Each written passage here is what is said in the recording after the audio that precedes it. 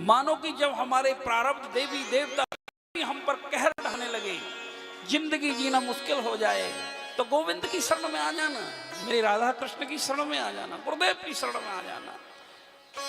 ये ब्रजवासी ने बहुत बढ़िया काम किया, वो इधर उधर नहीं वहां गए, सीधे गोविंद लाला की शरण में आए। कह देना नाथ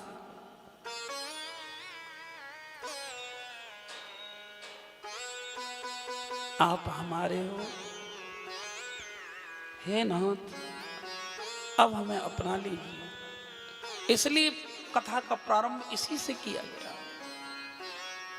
हे लाडली सरकार, बहुत जन्म हो गए इस भवाटवी में भटकते भटकते। हे सतगुरुदेव भगवान, लाडली संतों के रूप में इस धरा पर आती है हमारे जीवन का कल्याण करने के लिए। जिसको संतों के चरणों से प्रेम नहीं हुआ, याद रखना, कान खोल के सुनिए, जिनको संतों से प्रेम नहीं हुआ, भक्तों से प्रेम नहीं हुआ, और गुरु धारण करने के बाद अपने गुरु भाई बहन से प्रेम नहीं हुआ,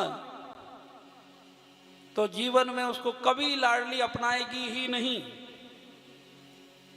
और कपिल गीता के अंतर्गत लिखा हुआ है कि जो केवल मूर्ति में भगवान को देखता है, जो केवल मूर्ति में भगवान को देखता है, अन्य प्राणियों से द्वेष करता है, जैसे अन्य प्राणियों से द्वेष करता है, तो उसका भजन ऐसे ही है जैसे राख में किया हुआ हवन है। जब तक जीवन में ये नहीं आएगा, सिया राम में सब जग जानी, करहु प्रणाम जोर जुग पानी, जब तक ये मस्तक झुकेगा नहीं सबके चरणों में, तब तक जीवन में लाडली तुम्हें अपनाएंगी ही नहीं। तुम कितने ही अपने आप को विद्वान घोषित करने में लग जाना, विद्वत गोष्ठी में कितने ही प्रवचन कर लेना, लाडली प्रवचन से नहीं रीझती। लाडली सुंदर वन से रीझती है, शरणागति से रीझती है। संत गुरुओं के चरणों की रज यदि तुम्हारे मस्तक पर नहीं आई, तो जीवन में लाडली नहीं अपनाएंगे, याद रखना। मेरा निवेदन यही है। अच्छा, कन्हैया की शरण में ये आश्रय लीला है। जब हमको हमारे प्रारब्ध, हमारे दुख दुखी करने लगे, तो हम क्या करें? तो हमको कथा की शरण में आ जाना चाहिए।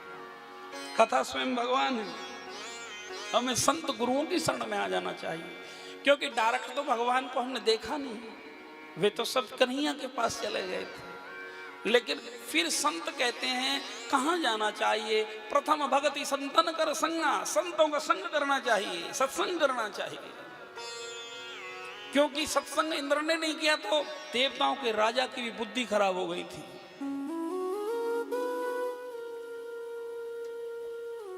डजंट इट मैटर एक आप कितने साल से भजन कर रहे हैं, यह मायने नहीं रखता है। तुम्हारे भाव कैसे हैं, ये हृदय के, उस भजन का अंदर भाव कितना गया, आपने रसिक आचार्यों से लिया क्या?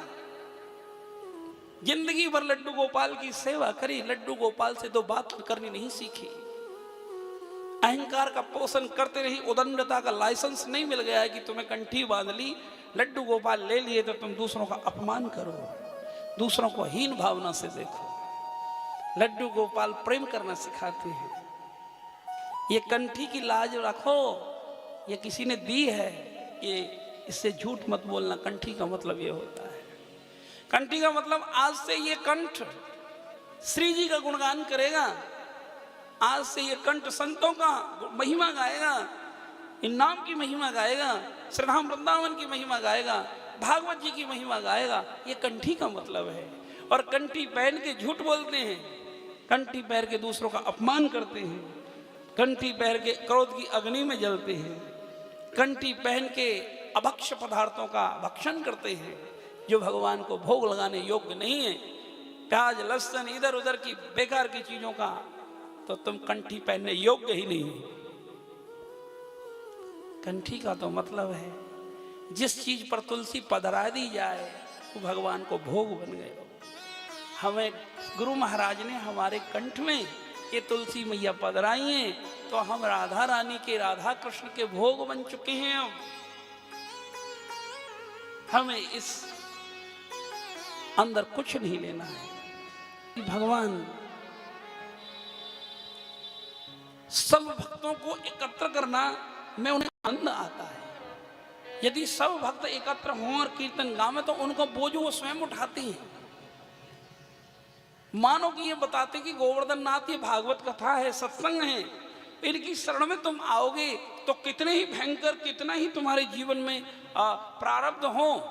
अरे इंद्र तो कहर ढा ही रहा था, ये राहु केतु ग्रह नक्षत्र कितने ही कहर ढाएं। यदि तुम भागवत जी की शरण में हो, कथा की शरण में हो, नाम भगवान की शरण में हो, संत गुरुओं की शरण में हो, श्रद्धाम वृंदावन की शरण में हो, तो ये तुम्हारा कुछ नहीं बिगाड़ सकेंगे। प्रेम से कहिए राधे।